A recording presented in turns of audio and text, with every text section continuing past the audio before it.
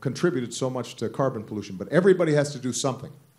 And what we want to do is have each country try to create incentives for businesses, whether it's tax breaks or investments in research, so that businesses can work alongside communities to try to solve the problem. And I feel optimistic that we'll get it done.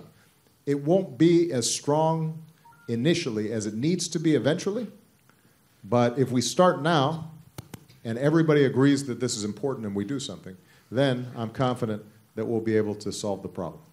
Okay? Okay, terima kasih. Yeah. All right. So, it's the young man's turn. This young man in the blue tie right here. Yeah, you. Hold on one second. Oh, you hold it? Okay, thanks. So, good afternoon, Mr. President. My name is Alpheus. I'm from Malaysia. Did you say Elvis? Sorry, no, not Elvis. Alpheus. Alpheus, okay. Yeah, so nice to meet you, Mr. I was President. thinking we had Elvis in the building. Okay, so but it's Alpheus. That's a cool name. Thanks. The same as yours. Yeah. Okay, so that's good. Yeah, so my fellow YCD cohorts and I are actually results of your vision. So thank you for that. And we are very glad to have you here with us. Talking about democracy and freedom of speech, Malaysia is currently embroiled in a political scandal, and its frail justice system can bring no right. Therefore, as thankful as I am for this, I would like to take this opportunity to ask you for your assistance in raising this issue to the Prime Minister of Malaysia and encourage transparency and independence of operations. Thank you. Of the Malaysian Anti-Corruption Commission, Public Accounts Committee, the Bank Negara, and all media organizations. So thank you. Okay. Well, I will do it. So now I admit that I was going to do it anyway, but now that I hear it from you, I'm definitely going to do it. But see. Now, keep in mind, the United States, we always have to be a little careful because we're such a large country and we have a lot of influence. I think there are times sometimes when people say they don't want us meddling in their internal affairs. And, the United States has to have some humility because there have been times where we did the wrong thing. There have been times where we have problems in our own country, right? And so we want to go tell other people what to do, but then back home we're not always doing what we say we should do. But I do believe that there are basic values that we all share.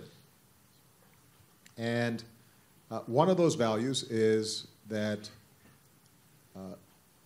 countries work best when everybody has a voice that can be respected, and that the press is able to report on what is happening in current affairs, and people can organize politically peacefully to try to bring about change, and that there's transparency and accountability.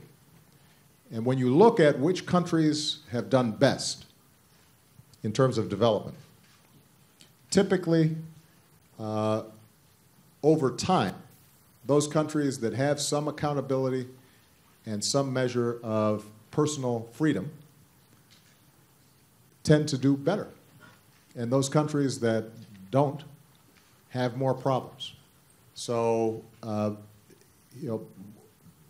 whenever I meet in international forums like APEC or ASEAN, whenever I meet with individual leaders, I try to encourage them to move more in the direction of transparency, accountability, to empower people so that they can participate in civic life. And I always want to be honest with people whenever I talk to folks that that doesn't mean that we don't do business with countries sometimes just because we have shared security interests or economic interests. If I have to meet with President Xi of China, even though I may not agree with the approach of his government towards human rights. Because China's such a big country, and on something like climate change, if we don't cooperate, then we won't solve the problem. There are occasions everywhere in the world where I will meet and the United States has a relationship and cooperates with a country, even though their human rights record may not be good. But I want to assure you that in all of those meetings, we always raise these issues. And part of what we're trying to do also is to create an international support for these issues. So one of the things I did at the UN, for example, was something called the Open Government Partnership. And the idea behind the Open Government Partnership is that every country each year makes a pledge for what they're going to do to make themselves more accountable, more open, more transparent, to root out corruption. And not everybody starts out at the same place, but just by encouraging people to put out plans, even if they don't always meet the plans right away, it raises the standards and the sights of people and encourages people to aspire to improvements. And it's just like democracy. When we were hearing about Myanmar, and they talked about Indonesia as an example.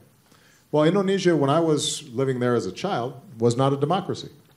Right? It was basically, you had President Suharto, and you had the military, and there weren't elections every few years. And it didn't happen right away. The transition took some time. But as long as we keep on encouraging that kind of change, I think we really can make a difference. Okay? Thank you. All right, good question.